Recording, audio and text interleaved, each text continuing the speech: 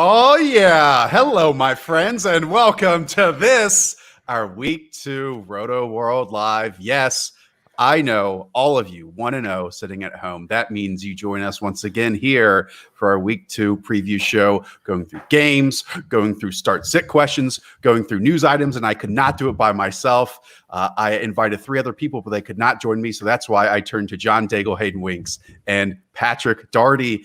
Gentlemen, how are we feeling? Hayden, what's good? Not too much. Ready for the injury gauntlet that we're running through currently in the fantasy industry, but excited for week 2.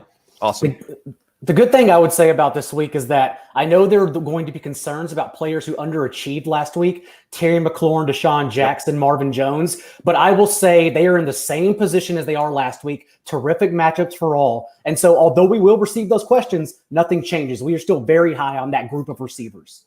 Yeah, I think every year we need to keep in mind that we think we know everything about the NFL after week 1, and we're always shocked heading into week 2 after week 2. And I think that that'll be even more of the case this season. Before we get into your start-sit questions, and go ahead and leave them in the comments, basically on every single platform. If you're on YouTube, if you're on Twitch, if you're on Periscope, we'll get to them all. Do want to hit on a few notable news items, a few notable blurbs before we get to it. Daigle, you want to start off with Tom Brady, who had an up and down week, some big time throws, but some obviously miscommunications with his wide receivers. No Chris Godwin here. What do you think about Tom Brady's matchup against Carolina this week? One of the most intriguing news nuggets to get lost in the fold this week was Bruce Arians being asked about the play call rate and running the ball heavily against the Saints. But the issue is that he actually said his play calls were passes, but Tom Brady checked down at the line of scrimmage so often because the defense was giving them the run. I know they were ineffective against the Saints, but the fact is Bruce Arians still wanted to call plays. And when I heard that, it boosted my confidence even more in Tom Brady as a top 10 quarterback this week, because he's at least being told to pass the ball. And yes, he could check down again, and we believe Ronald Jones will have success today,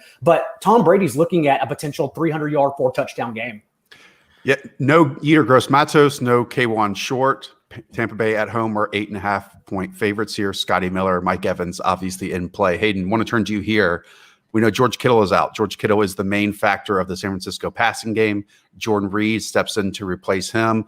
I also want to sprinkle in some Brandon Alyuk there. What's your read on this 49ers offense as they go on a very favorable matchup to the New York Jets? Well, first of all, I like the under on this game. There's a lot of injuries on both sides of the ball. But I think that Raheem Mostert's a very confident top 20 running back play this week. I think that he'll be featured, him and Jerick McKinnon. We'll see what Tevin Coleman's role is, but I like Raheem Mostert in a decent matchup as 7-point favorites. And then I think Brandon Alyuk is a wide receiver 4 that you could flex in like a 12-team league. We really do not know what the snap counts are going to be, but I'm at least intrigued that Shanahan's at least going to scheme him the ball because he's such a yards after the catch guy. All right, Pat, can I finally turn to you here? We know that James Conner lasted about 15 plays last week. Then Benny Snell stepped in. Despite that injury, that ailment, James Conner is back, not on the injury report. What's your outlook here in week 2 for him and that Steelers backfield? First of my opening joke is that I'm only here because I got kicked off our Tour de France live show this morning. Love it. I was very disappointed about that. It's a good one. Actually, I'll approve of that joke. Happy when anyone is healthy, but James Conner being healthy, this certainly does not make this an easy backfield forecast. And what 4 or 5 touches in week 1, and then Benny Snell after a summer of hype, looked very good. Really did honestly look like a different player. I'm sure some of it was the weight loss. I'm sure some of it was being in an offense that was not quarterbacked by Devlin Hodges and Mason Rudolph, but he looked like the player who had deserved all those summer hype pieces. And it's just the Steelers. This is a line I've been using a lot lately. The Steelers always talk about how they don't know if James Conner can stay healthy. Then he already picks up this nick in week 1. So I'm expecting basically, I don't know if I'm going to say I'm expecting a rotation this week, but I'm definitely expecting a split backfield.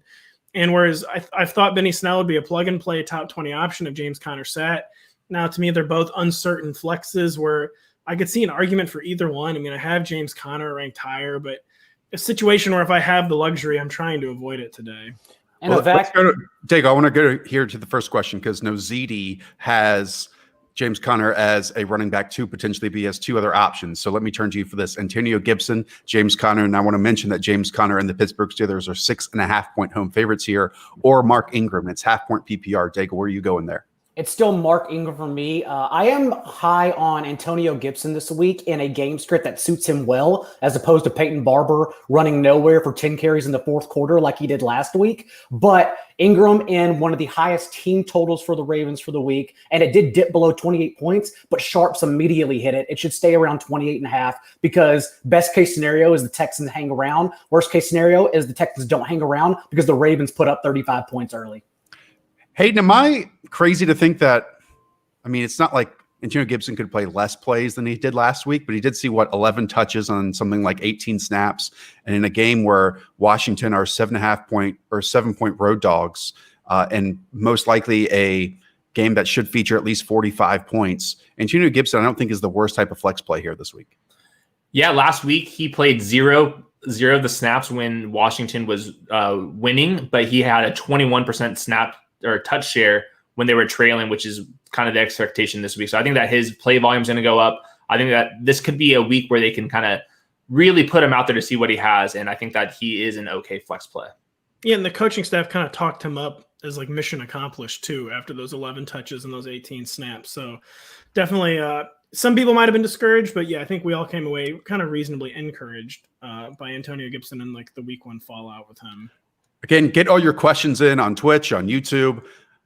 Our buddy Mike Murphy's stockpiling them for us. We're going to get to a whole bunch of them. We're going to go through games. We're going to go through rankings. We're going to go through our tools on our premium products. That's rotoworld.com/edge. We're going to go through Pat's rankings, so much more. But I'm going to get to KingBox right now here on Twitch. Pat, Zach Moss or Diontae Johnson? You know, this Bills team obviously spread it out last week, 46 passes, but it also led to a lot of Josh Allen runs. It seemed like Zach Moss got a lot of red zone and passing down work last week. Again, they're 5.5-point favorites here today. What do you think about Zach Moss, or you can side with Diontae Johnson here? You mean Devin Singletary had like a slight advantage in every area except for the most important one, which was goal line touches, where Zach Moss had 4 of them and cashed one in for a 4-yard touchdown. Now they get a Dolphins defense that got run over by the Patriots last week. And I think I'll just take those Zach Moss scoring opportunities over Diontae Johnson, who did, kind of had a memeable week one, but he did have 10 targets. It sets up well. Good setup today for the Steelers. But yeah, I think I'd rather just bet on a Zach Moss touchdown than I guess. I don't know what I'd even be looking for from Diontae Johnson. I have Diontae Johnson ranked as a solid wide receiver 3, but I've got Zach Moss right there in that RB2 conversation. So I'll lean Moss. Any disagreement in this group with that? I like Johnson a lot, but I'm actually in standard on board with Pat here. Zach Moss, being the goal line back, also saw 2 end zone targets quietly. So just in having that receiving upside as well in a terrific matchup, a terrific game script, I'm leaning Moss in standard. All right. We'll get out of that one, and we'll go to Dragonfly Jones on YouTube. Marquez Valdes-Scantling or Zach Moss? More Zach Moss questions here for you, Hayden Winks. I would probably go Zach Moss here. I don't have a ton of confidence in Marquez Valdes-Scantling outside of him just being a big play threat. He's clearly the number 2 or number 3, and that's a very distant 2 or 3 behind Devante Adams. So I would rather take the touches and go Zach Moss. Yep. Big one here for you, John Daigle. Brett Burton on YouTube. Chris Carson against the New England Patriots or Ronald Jones against the Carolina Panthers? Who are you going with? I think it's Chris Carson, even though I do love Ronald Jones. I know everyone was scared because Carlos Hyde had, I believe, 7 carries, but Carlos Hyde didn't run a route. Carlos Hyde is literally an afterthought if the game stays competitive. Like Chris Carson is the one they're now using as what they always wanted CJ Prosise to be as well. And so you have to love Carson's role in this offense. I will say, obviously, I'm going Carson too, but the usage was strange because, the Seahawks had the lead the whole game, and Carlos Hyde's carries weren't just at the end of the game. So it was strange. I think it's a fluke. Like you said, he wasn't involved in the passing game, whereas Chris Carson caught 2 touchdowns, got him 66% of the way to his previous career total. But I did come away slightly baffled enough that I think it was probably just a fluke. Aiden, what are your thoughts? I think we're going to have a lot of Ronald Jones questions. So I think we should just attack this situation. I think that Leonard Fournette will get more touches than he did in week 1, but it will not be enough to overcome Ronald Jones on such short notice. And I think that this matchup is just insane. We've seen Carolina get ran over for the entire last season and then last week as well. So I think that Ronald Jones is a top 25, top 30 running back this week, despite some concerns that his snaps are going to go down. It's close. I put up both names on our start sit projections and our start sit tool over on our rotoworld.com/edge premium products, and it sides with Ronald Jones. And I agree with you. I mean, this is a team in the Panthers that, I mean, you can even go back to the offseason, losing Luke Kuechly, losing so many pieces from last year. And then even just in this game by itself, you don't have K1 Short, you don't have Gross Matos. I bet the Bucs go up early. Now, do they want just Tom Brady to continue throwing the football? Possibly. But I also could see Ronald Jones getting 80 yards and a touchdown very easily here, Daigle. I agree. Like I said, it is very, very close because I do like Ronald Jones a lot today. I just don't want to get away from the Seattle offense either. So I'm still taking Chris Carson. The problem is Bucs touch leader is going to be Scotty Miller. That's the real problem. Wonderful. All right. Next up, as we go and produce the segment on the fly, George Morman on YouTube, Corey Davis or Devante Parker. I know, Hayden, that Devante Parker, I'm not going to say was a surprise addition or activation here, but it's not like he has the easiest matchup this week against the Bills. But Corey Davis is the one that should get more volume, which is weird to say on the Titans. Both AJ Brown out. Corey Davis is someone who is highly intriguing for a fantasy option. I think both have worrisome floors just because we can see the Titans go to a very run-heavy game script without AJ Brown. But I will still side with Corey Davis. I do not want to deal with a hamstring injury and a tough matchup after watching Ryan Fitzpatrick last week. I do think that Devante Parker being active makes Preston Williams a little bit better as a flex play, but I am leaning Corey Davis here over Devante Parker. For most questions this morning, my answer will be Corey Davis is fool's gold. I'm not playing him anywhere, but with Devante Parker hamstring injury against Tre'Davious White, that's an easy call. Actually, it's unfortunately Corey Davis. What do we think about that Tennessee offense last week? Because I know that there were moments to Jonnu Smith, there were moments to Corey Davis, but we've talked about it heading into this season, Pat, where the formula, they just wanted it to work perfectly. And I guess the formula was, hey, let's give Derrick Henry the ball 30 plus times and have him rush for over 100 yards. And the player prop for Derrick Henry in yardage against the Jaguars is like 118 over under, which is absolute madness. But Pat, we also saw the Jaguars last week upset the Indianapolis Colts. You think they have a chance here as 8.5-point road dogs here? I mean, maybe to cover, because things did not go according to plan for the Titans offense last week. The Titans do not want to be attempting more than 25 passes in a game, let alone 43. And we kind of saw the limits of this approach last week of the, pounding the rock to set up the play action pass. I mean, they did it to perfection for half a season last year, but we know that's a low margin for error style unless you can always get and keep the lead. So I don't think Gardner Minshew is going to go 19 or 20 again. This is a very tough Titans defense. I think still an underrated Titans defense. But I wouldn't be surprised for this to be like a feisty divisional tilt where the Jags cover. But yeah, I will comfortably pick the Titans to win the game. Maybe it have to be another grinded out, salted away game like last week. But so it's 118 for Derrick Henry. Might hit the over on that. His averages against the Jaguars in his career are just absolute madness. Pat, I'm pulling up your rankings right now, which you can all check out on Rotoworld. And you have Corey Davis as wide receiver 39, and you have Devante Parker as wide receiver 43. So close and worth a question, but you lean, obviously, Corey Davis. Okay, let's keep it going. Boom. Big question here. Daigle, am I crazy putting Scotty Miller in over Darius Slayton from Impossible? You are not.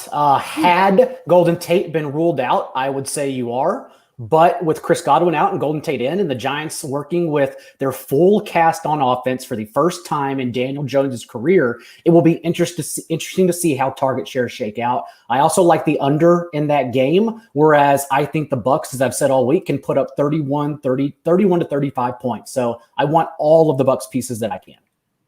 And Hayden, I think there's something that we need to realize with Darius Slayton, unless he's just a totally different player, he is a spiked week player, right? And last week was a spike week game. And I'm not sure if that's still the type, unless he does it in back-to-back weeks, right? I'm not sure if that's the one that I would want to lean over. And I do think Scotty Miller, who has a true connection, I think everyone who watched that game with Tom Brady has a true connection. And then the volume is even more open this week. Yeah, he ran a route on 76% of the dropbacks last week, and that was with Chris Godwin playing most of the game. He's going to be basically a full-time player this week, so I think that he does deserve some wide receiver 3 consideration. I still want to go with Darius Slayton here. He had wide receiver 5 overall fantasy usage So they're giving him the ball. I think that his outlook is definitely worse with Golden Tate returning, but it's not enough to trump or have Scotty Miller trump him. Yeah, this is our resident Darius Slayton fanatic. I'll say, you want to talk about true connection? It appears Darius Slayton and Daniel Jones have a true connection. And what was a 10-target game last week? He looks to him in scoring position and also a big play threat. So just kind of checks every box. But I do agree, Scotty Miller, unfortunately, like, you got to take it seriously. I mean, I definitely in the wide receiver 3 mix. Some might say, fortunately, you get to take it seriously. Okay, Pat, I'm going to go back to you since I need you to talk about the Buffalo Bills. DJ Chark, who we mentioned going against the Tennessee Titans, or Stephon Diggs against the Miami Dolphins as a flex play in full-point PPR from Austin Knoble. I mean, I'm a big DJ Chark fan. I don't think we're only going to see 3 targets again, but I mean, we got the really nice floor compiling usage from Steph Diggs last week. You know, I prefer big play Steph Diggs. I'm sure we all do, but they set up kind of easy looks, layups for him and Josh Allen. And, you know, the Dolphins' secondary is their strength, but I mean, I'm very comfortable with projecting Steph Diggs to get at least like 7 to 9 targets. And I guess this may be a little more uncertain with DJ Chark and how the Jags are going to rotate these receivers. And they're both top 24, but DJ Chark right there on the wide receiver 2-3 borderline, where I have Steph Diggs ranked as like a locked in wide receiver 2 this week. So fairly comfortably, I'll go Steph. Okay, we'll keep it moving. Let's go to more James Conner questions to you, Daigle. Is J.K. Dobbins too much of a reach instead of James Conner? I am going Dobbins over Conner. As Pat noted earlier, we do believe it will be a timeshare, but that has a wide range of outcomes. That could mean James Conner ends up still leading them in touches if he performs well. And I actually think that will happen. That's what I'm leaning towards over Snell. But I prefer Dobbins, even though we also know Lamar likely won't check down to his running backs ever. I mean, you're also going for a game that has a total of 50 with the Ravens over a total that has 40.5 with Pittsburgh. That's a shorter way to say it. Yes. I think that's the right way of saying it. Okay, let's go to who should I pick? Who's the lucky one here? I'm going to pull up another J.K. Dobbins question for you, Hayden, since we're on a trend here. James Robinson, I thought, had an interesting week 1. I thought he looked very decisive, which is something out of the Jaguars' backfield they haven't gotten. Or you're going to go CD Lamb and just getting exposure to that Dallas Cowboys passing offense in a standard league. Just pick one. I'm going to rule out James Robinson immediately just because of game script and play volume concerns in that game. I think I will chase CD Lamb here just because I think that he is like his volume is going to increase with Blake Jarwin being out. J.K. Dobbins lost some touches to Gus Edwards as well. We want to chase good offenses, but both of these are good offenses. I'll go with CeeDee Lamb. CeeDee Lamb lacked in air yards last week, but he's not that type of receiver. We talked about him throughout the offseason. We look more for the catches underneath and yards after the catch, and now his target share, like Hayden said, opens up without Blake Jarwin a lot. So he's a very good play today. Pat, what do we think that this shining light on me means? Is this just like I'm being touched by the heavens, and it's just going to be my lucky day? I did think the word heavenly to myself earlier. I didn't say it out loud, but it's quite the glow. Just take me now. So we have the zap perkiness whenever his ears perk up for Terry McLaurin, right? That's what happened on the podcast. Yep. And then we have the God light on Josh. I don't know what that means for CeeDee Lamb, but moon. It is weird. It's only one shoulder, which usually means the devil's on the other shoulder. More catches instead of 8. Yeah. You know what? It is my right shoulder. So do you know what that means? That means Cam Newton's just going to go off this week. That's what that means. God touched Cam's shoulder. I do want to bring up here because a lot of people, they go to your point of week 1 to week 2. A lot of people are nervous about DJ Moore. This is from Bald Rillard. DJ Moore, Adam Thielen, or Robert Woods. Hayden, what do you think? All 3. Definitely Adam Thielen is in for sure. I think he's like basically a borderline top 5 fantasy receiver moving forward. The target tree is just so narrow in Minnesota, and I do not think that they're going to be running the ball on like 70% of the neutral situation plays. So I think that Thielen's a great play. All right, we go from first world problems. Pat, go ahead. I was going to say about DJ Moore. I mean, clearly you're not concerned after only one game, and we're expecting volume bounce back. And Curtis Samuel had 6 to 8 targets last year too, but I mean, we're all just kind of assuming that Robbie Anderson usage is like a bit of a mirage, that he's not going to see that many targets every week. But obviously, if both Robbie and Curtis Samuel are getting like even like 5 to 7 targets a week, I think that would be enough of a problem for DJ Moore to move him more down to like high end wide receiver 2 than kind of like the wide receiver 1 we were expecting. But so Robbie Anderson is one of the most fascinating players for me to watch in fantasy over the next 2 to 3 weeks. Daigle, here's a question I don't think many people wanted to ask heading into week 2. Keener, I think, is in a good spot here on Periscope. Melvin Gordon or Nyheim Hines in standard leagues, and standard might be an emphasis there. Oh, I still think it's Nyheim Hines. I think he has a better chance of being in the red zone often. And just like last week, they used him also to throw him the ball inside the red zone. It's like Jonathan Taylor could get there. I think Jonathan Taylor will definitely get there. But Nyheim Hines still, if they're inside the 5, could easily just be put in the field at any point. So I just want pieces of that offense over Denver. Melvin Gordon will probably be a usage-based RB2, but that's it. Only for the touches, not the explosiveness or the success he likely will not have. Well, I'm going to our start sit tool once again, and you can find that on our premium products over at rotoworld.com/. Please agree. Guess what?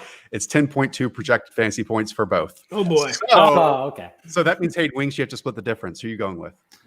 I want Melvin Gordon. I'm not fully buying in on Nyheim Hines being like the inside the 10 back. I mean, Jonathan Taylor scored like 50 touchdowns in 3 seasons there. I would be shocked if they did not use him near the goal line. And I think that was probably just a week 1. Jonathan Taylor wasn't fully part of the game script because they were leaning on Marlon Mack. So I would bet on Jonathan Taylor being involved inside the 10 moving forward.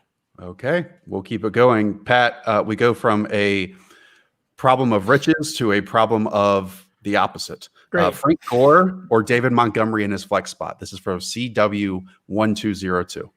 I mean, David Montgomery is kind of a guy where you look for reasons to bench him, but Frank Gore is not one of those reasons where I think Frank Gore will be the lead back. But you have to notice, Josh Adams was the lead back last week after Le'Veon got hurt. I think that entailed like 3 to 4 touches. It was the same for Frank Gore, though.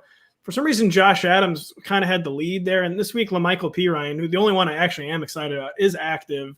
Obviously, you can't use him in fantasy yet, but David Montgomery, just the touch floor is high enough where I'd rather have empty David Montgomery touches than empty Frank Gore touches today, basically. Let's put it that way. All right. Let's go to, there have been a lot of questions with Cortland Sutton, obviously, with that shoulder injury. Again, maybe this is a little sign over here. Anyway, pick 2 of these from jkochrose. Cortland Sutton, Adam Theilen, Hollywood Brown, DJ Chark, or Paris Campbell. Daigle, good luck to you on this one. I'll read these names again. Cortland Sutton, I think you're going to put in Adam Theilen. Hollywood Brown, DJ Chark, or Paris Campbell. Good luck. Like, this seems pretty easy, actually. Yeah, it does. It's Theilen and Hollywood Brown, and I know you don't want to bench Chark. I know you definitely don't want to bench Campbell, but you have to when you have 2 of the best receivers in fantasy. It's that simple. Good job on listening to us and drafting a good team. In my prime home league today, which is a very weird scoring I won't get into, but it incentivizes big plays, and I put in Hollywood over DJ Chark today.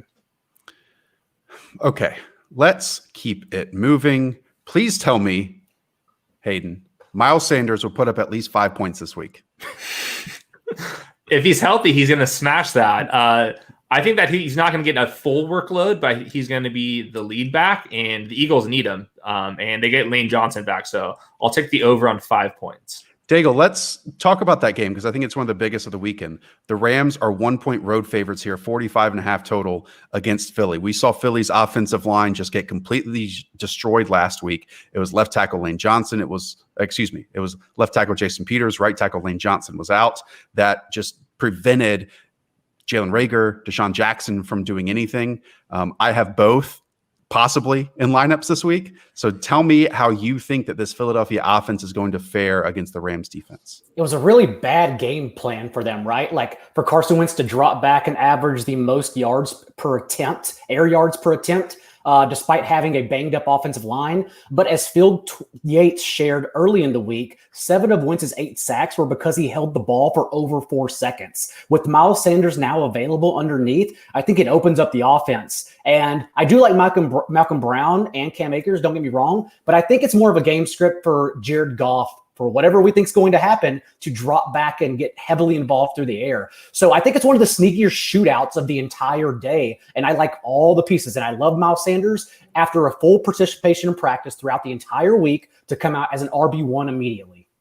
I got to ask you guys a question about this then, Miles Sanders base, because in my prime, my big money home league, cannot decide on Miles Sanders or Jonathan Taylor, and I got J Money in there right now, but I truly cannot decide. It's been really bothering me all week, and as soon as the show's over, I'm going to get on the phone with my brother-in-law. We're going to debate it.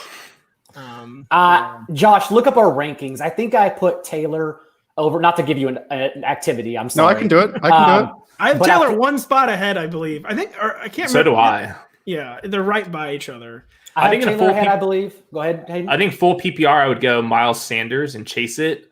I'm not fully buying in that Jonathan Taylor's all of a sudden just going to average 6 targets a week. I think that was kind of a little bit fluky as well. So I think I would go Miles Sanders and PPR, but standard, I would definitely go. I'm a little surprised by these rankings, gentlemen. I mean, Jonathan Taylor is our consensus running back 12 this week. I think that's massively added by John Daigle's running back 8 overall by Jonathan Taylor. Yeah, and then you have Miles Sanders as running back 19, and everyone is around that area, with Denny at running back 22 and Hayden all the way up at running back 16. So, if you're looking for, the lowest anyone has Jonathan Taylor is at running back 16. That's the highest anyone has Miles Sanders.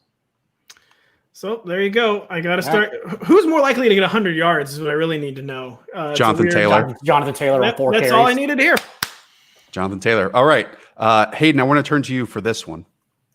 Brandon Alyuk or Anthony Miller? I'm very subtly, and I don't want to say it out loud, but I think Brandon Alyuk could be one of the breakout players of week 2 because we just didn't get to see him at all in week 1. And I think the matchup here really I think they might give him as much as he can shoulder this week.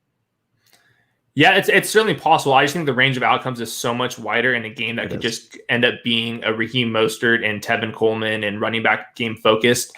Anthony Miller, I think, gets a boost for Ted Ginn not being available this week. And I think that we were drafting Anthony Miller comfortably ahead of Brandon Alyuk. Of course, not out there, and George Kittle isn't either. But I think I would rather take Anthony Miller and his floor, if we want to call it that. So I love Brandon Alyuk, but who's also making his 49ers debut today is Mohamed Sanu. So, do with that what you will. Well, Pat, because you had that coming, I'm going to come back to you on this one. Reese NY19, half PPR, Noah Fant or Logan Thomas. We saw Logan Thomas's usage last week for Washington among the stars. It was fantastic. Do you rely on that again this week against an Arizona Cardinals defense that can be susceptible to tight ends? Yeah, this is a really tough question because I feel like I have both Fant and Logan Thomas too low in the rankings. I have Fant as the tight end 14 and Logan Thomas is the tight end 16, even though he had the great usage and it's a flow chart game. I don't know if it's just I'm always a very conservative ranker and just didn't know after one game if I'm putting the converted quarterback in my top 12 tight ends, but I certainly understand people who are ranking Logan Thomas as a tight end 1 this week.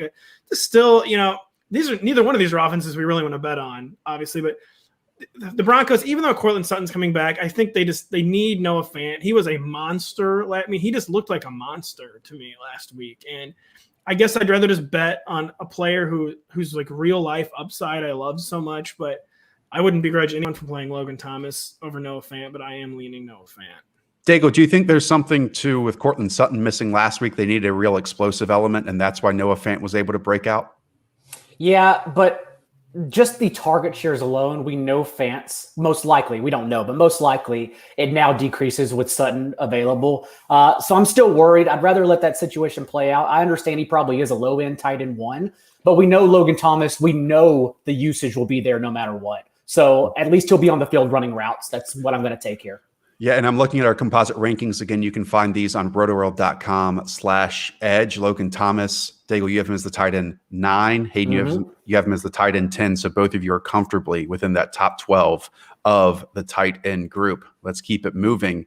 Carlos Nunez needs a running back badly. Adrian Peterson or Benny Snell? Hayden, I know you don't want me to. This question's all yours. They give it to him. Hazing. Wow. I'm hazing you. I think that Benny Snell has the higher ceiling, but I think Adrian Peterson, we can project touches a little easier. So I would go with whatever you need in the matchup. I think just without knowing that, I would probably go Benny Snell and just chase the points. I'm going Benny Snell. I'm kind of Benny Snell closeout mode over Peterson establishment. We think game flow will probably be bad for the Lions, and maybe they're just maybe they're going to be an awful coaching staff again this year and hell or high water running the ball, especially without Kenny Galladay. But I'd rather bet on maybe Benny Snell closing out this game in the second half than Adrian Peterson getting like the requisite work in the first half. Let's go to a question of a player or a fantasy manager who has a good roster. Hayden, I'll make it better in your case. Mike McCullough on Facebook, Raheem Mostert or Miles Sanders?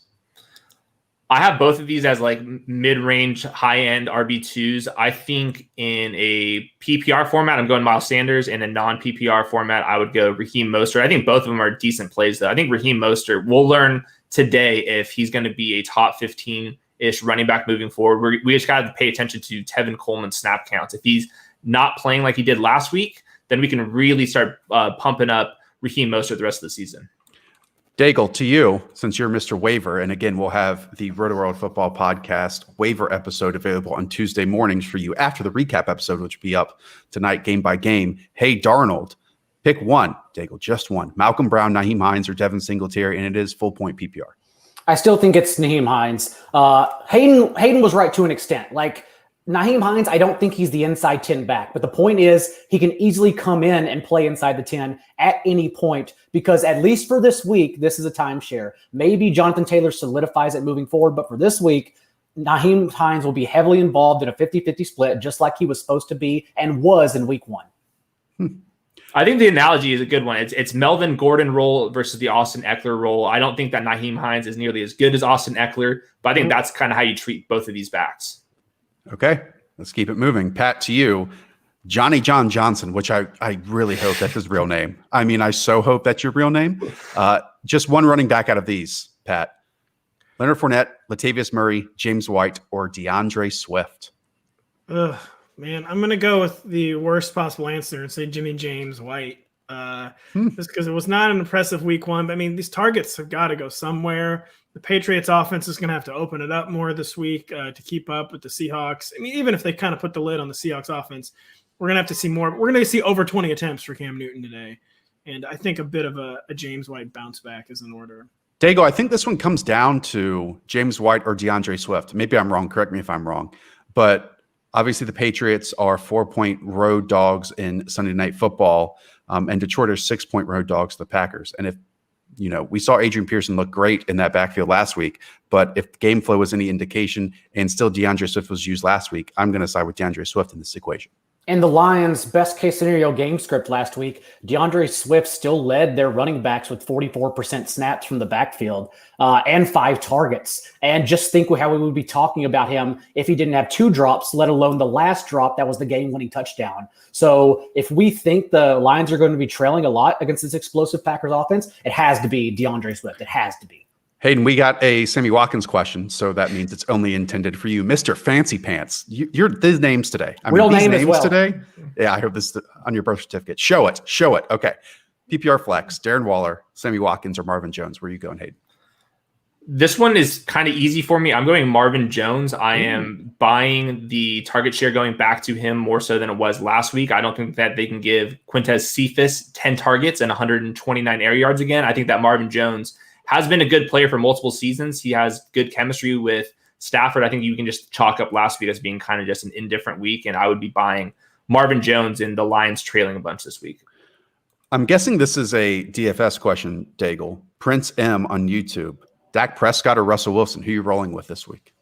It would be you left out the boys. Boys! It would be Dak Prescott, even though this guy, if that's the case, would be breaking the main slate and playing Sunday night through Monday. But it would be Dak Prescott. We are not worried about we are worried about their offensive line, but we're not worried about their offense in this particular game. So how are we not worried about their offensive line? I mean, we have to be worried about their offensive line. Worried about their offensive line, but Dak's still going to get there. Dak got there last week. They're on their 4th and 5th offensive tackles. I know. Do the Falcons have a pass rusher though? No. And like AJ Terrell, and that's it. And Grady Jarrett from the interior, but that's Terrell covering Cooper, Gallup, and Terrell just every single target his way got caught last week. We're not worried about Cowboys passing game. I mean, I'm with you. I am super heavy on Cowboys and Falcons this week, but there's absolutely a path that I can see at the end of Sunday being like, oh, well, we could have seen that coming with this Cowboys offense struggling once again for a second week in a row. But who knows? Okay. Pat, let's go to you. Carson Wentz or Ryan Tannehill? I mean, even with all like the red flags with Carson Wentz, still kind of an easy call, especially with AJ Brown out. I mean, maybe today sets up better, I guess, maybe for more of a true Tannehill game where he gets to hit some big play action plays. But yeah, I mean, Carson Wentz. Okay. And by the way, we heard from Johnny John Johnson.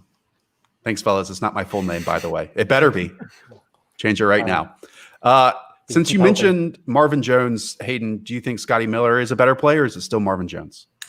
It's still Marvin Jones. I still believe in Scotty Miller as like a top 30, top 36 play, but Marvin Jones, I think, is borderline top 20 play. Daigle, Leonard Stoltz on Facebook, DJ Moore or Juju Smith-Schuster in full point PPR? That's a tough one. Ooh, that's really tough. I will go. Oh, man, that's really tough. I will go Juju. I do like DJ Moore a lot, and I actually like DJ Moore to bounce back, but I think Juju is still just safer. Let's go here. Pick PPR 2. I'm guessing pick 2 of these. Yes, from Bettis36. Big Pittsburgh Steelers fan here, apparently. This is a tough one, Hayden. Adam Thielen, Terry McLaurin, DK Metcalf, Mike Evans, and CeeDee Lamb. I think you have to go the squeaky wheel on Mike Evans, but maybe not above the likes of Adam Thielen, Terry McLaurin. I mean, gosh, this is a difficult question. I think it's kind of easy. I think it's Mike Evans and Adam Thielen who are both inside my top 10. And I think Terry McLaurin, DK Metcalf, we love the players. I think they're still wide receiver 2s until proven otherwise. And we've seen Adam Thielen and Mike Evans be wide receiver 1s before. So I'll go with those 2. Let me pull up the consensus rankings. Again, you can find these on rotoworld.com/edge. As a consensus group, you guys have Adam Thielen as the wide receiver 5 and Mike Evans as the wide receiver 7. Daigle, you're not down, I would say. I mean, you still have him as a top 12 wide receiver, but you have the most hesitation here with Mike Evans as wide receiver 12. Could it just be like, I know there were questions heading into the season of, well, can Tom Brady support all these pass catchers? Is Mike Evans potentially the one? I know Chris Godwin's out in this game, but could Mike Evans be potentially the one who's out of the loop? I'm actually still stunned on the lowest on him. I thought putting him wide receiver 1 was still going to be very high because I am high on Mike Evans. I mean, among this group, it's still Thielen Evans, but yeah, I think that's all it is that I think O.J. Howard has a good day. I think Ronald Jones has a good day. I think Scotty Miller has a good day. So it's not guaranteed that Evans walks away with 100 yards and 2 touchdowns if everyone is successful. And that would be my defense on being the lowest on him. All right, Pat, to you. Let me go back to the group. Without Michael Thomas, Cowboys 1570 wants to know, you need to sit one of these, Jared Cook, Corey Davis, or Alan Lazard. I mean, anytime you get Wally pipped by Marquez Valdez-Scantling, which is what happened to Alan Lazard last week, I'll probably just eliminate you from the conversation. Even though, I mean, we're not giving up on Alan Lazard for the season. But yeah, I mean, Jared Cook is so important to the Saints today. I mean, Corey Davis, again, I'm not, like John kind of said earlier, I don't want to be making like positive arguments for Corey Davis, but I mean, it does set up well to chase Corey Davis. He's going to have like a mirage game. He might as well be following it up with a game where AJ Brown's not playing. So yeah, I'd rather play Corey Davis around Lazard. Just don't be surprised what happens. I mean, 100 yards for the first time in 26 games, and now suddenly he's revived. No. Hey, yeah, he's for real. And the only thing I'm just kidding. The thing I'll say on Mike Evans, by the way, is like, remember, like Bruce Arians basically said he'll cry if he doesn't get 10 targets. And, going up against the worst defense in the league, I'm feeling it. Okay. Hayden, to you, Will Fuller or Allen Robinson. This is from Party Bus Elite. Wow, that means you got a really stacked lineup here. I think I'm going to go with Allen Robinson. I think there's also a little squeaky wheel narrative. Give him the ball. He's mad right now. And I think that he's just going to be a top 10 receiver. Will Fuller is just going to be an awesome play, though, most weeks. Even in this tough matchup, if they're trailing a lot, Will Fuller's going to see another 10 targets. So I think that you can't go wrong with either of these guys. Again, I pulled up our start-sit tool, rotoworld.com/edge to go find it. And Allen Robinson is projected for 12.5 points. 9.3 here for Will Fuller. I agree with you, Hayden, that I still love playing Will Fuller each and every week, as long as it's not, versus Allen Robinson in my lineup. But that Deshaun Watson last game he had against this Baltimore Ravens team, 3.9 fantasy points in total. I think we can kind of side with Allen Robinson as a safer play of that group. All right. Where can we go? I feel like we've answered a lot of these. Here we go. Daigle. Dallas Halligan. Pick one full point PPR. T.Y. Hilton, Diontae Johnson, or Michael Gallup. Win his week for him, Daigle. Do it.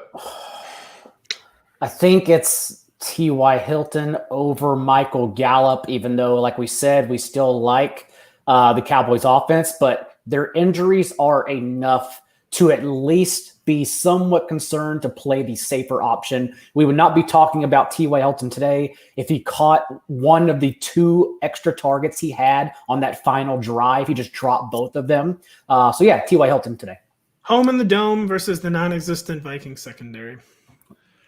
I mean, these are still 3 great plays, though. I understand. I understand the difficulty in it, but yes, T.Y. Hilton could be a absolute smash play this week. I thought Phillip Rivers played really well last week outside of those 2 throws that we talked about. Aside from ruining the game, he played really well, as always the case with Phillip Rivers.